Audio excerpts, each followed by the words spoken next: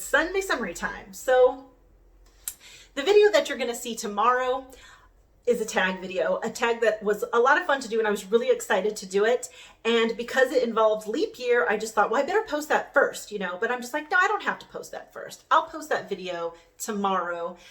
It will be no big deal. But in the video, you're going to see where I say, I'm not going to do a Sunday summary because I didn't feel like I had that much to tell you about. Or if I did, I would post it the following day, or I would maybe post them both on the same day, which today. So, but after I filmed that video, I decided filmed like I'm a filmmaker. After I recorded that video on my phone, I decided that, you know what, no, I will just do my Sunday summary and post it, and then I will post the tag video tomorrow. So, or maybe the next day. I still haven't decided that part yet. But anyway, I do have some things to say. I haven't really completed any books, but I do have stuff to tell you about. So, you know, that's enough for a Sunday summary, right? It's a reading summary.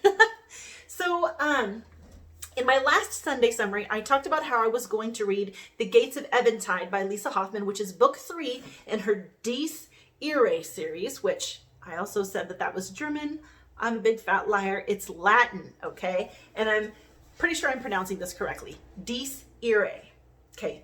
And you can see it right there. That's how it's spelled. Right there.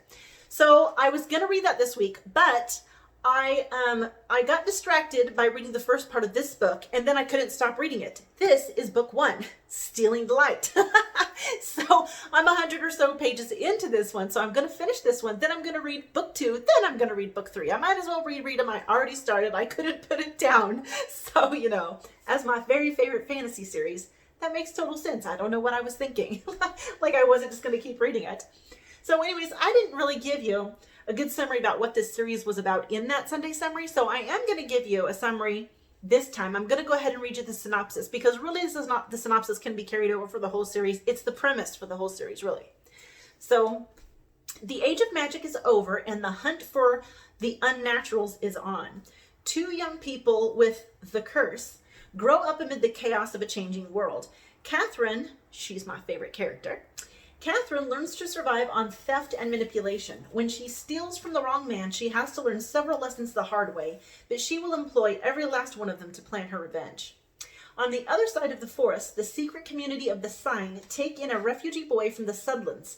Lorcan's magical abilities surpass all others, but the lad's father brings tragedy upon the safe haven. Murder and betrayal shape the lives of both Catherine and Lorcan as they become adults. But while one of the two sets about stealing the light, the other plunges headlong into the darkness. And like I said, favorite fantasy series. It is absolutely wonderful. I absolutely love it. If you are the type who likes hard magic systems and, you know, sort of epic, you know, journeys and quests and really hard driven plots, this isn't going to be your cup of tea. But if you do like more character driven stories with very beautiful writing, you're going to love this. Okay. The next book that I'm still reading, which I also talked about in my last Sunday summary, is The Anomaly by Michael Redger. I'm sorry, I just had a huge coughing fit. I'm going to edit that out. But now I'm having some like leftover scratchy throat from that. Anyway, The Anomaly by Michael Redger. It's described as being Indiana Jones meets the X-Files. And I would say that that is a pretty accurate description, only it's so far, like I said, I'm not that far into the book yet. I kind of quit reading in favor of Stealing the Light. So I'm only on page 149. But so far, it's not as exciting as either one of those.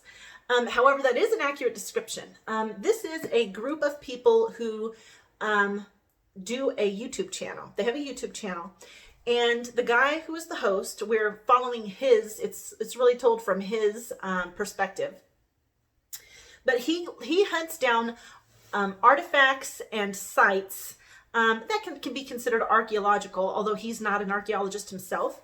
He does hunt these things, but only ones that people don't think really exist, or think they're a myth or a legend, you know, that kind of thing.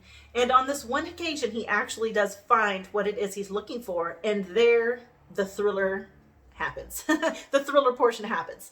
But there is a lot of comedy in this, or at least in the first, up until the exciting part happens, there is quite a bit of comedy. And I am enjoying it quite a bit. I didn't switch books because I was bored. I just switched books because I got distracted, which happens to me because I'm a moody reader. And then I'm also still on The Book Thief by Marcus Zusak. If you've been watching my videos, then you already know this, but just in case you haven't, this book is being told from the perspective of death. And as he's ferrying souls to the other side, he keeps seeing this little girl, and then he talks about this little girl. So we get to see her through his eyes. Okay, and then this month, I watch a lot of Steve Donahue. He's my favorite booktuber, so I watch him all the time. And he is participating in Marsathon, which is a group of people who are reading, a group of hosts, I should say. They're hosting this read-along, where once a month they're reading the Barsoom novels in order. And the first one is called The Princess of Mars. The author of this series is Edgar Rice Burroughs. Edgar Rice Burroughs also wrote the Tarzan novels, and he also wrote The Land of the Lost. I cannot remember what the book is called now. It's on my shelf somewhere. I should have refreshed my memory before I did this video, but I didn't. Shame on me. But anyways, it's about like an isolated piece of land that still has dinosaurs roaming around on it, and some people find it. And so he wrote that series, and they've made some TV shows and stuff based on that. But anyways, yeah, so I'm going to be reading this month. And I expect to start it this week, but I don't know for sure that I'll start it this week. And there's a hashtag for this. So you can search for the hashtag and find the hosts talking about it on their channels. Okay, and then Steve Donahue is also hosting a read-along for Anthony Trollope novels, standalone Anthony Trollope novels. Now, he is a classic author. I have not read any of his novels, and I thought this would be an excellent opportunity for me to give him a try. Now, he had originally said that he was going to do Mr. Scarborough's Family First, which is about a man who drinks and gambles, and how this is about how it affects his family, and it's supposed to be humorous. But he changed the novels. I can't remember what the reasoning was, I forgot to look up the title. It is, I believe it's called The Way We Live, I believe. And of course, I'll have it on the screen here, so you'll be able to see the correct title if I am wrong. But I will be starting that novel this month as well, and it's long. It's over 1,000 pages. So, so I think we're supposed to be reading the first 20 chapters or so. So I plan to do that this week. So anyway, that's all the books. Oh, almost forgot the audiobook. I'm still working on Fellowship of the Rings. I've gotten quite a bit further in it because in lieu of reading, I have been mostly listening to that audiobook because I've been working in this room and doing some other things around the house that has been taking up my time, and so it's not been practical for me to read an actual book. So I'm almost done with that. So, but still reading it. Okay, and so while I was putting all my books, arranging all my books on these shelves last night, I came across the complete stories of Franz Kafka. And I read this several years ago. I don't really remember reading it. I couldn't remember where I was when I read it. But you know, I had set it on the shelf and it fell off the shelf. And out popped boarding passes. Boarding passes. And I remembered now, oh right, I was in New York City when I read this. I traveled to New York City and spent about a week there. And that's when I read this novel, was on the plane, there and back, and a little bit between in my hotel room in the evenings. So yeah, I forgot that that's where I had read this. And I decided to keep the boarding passes in the book just for memories. So it's probably why I left it there in the first place.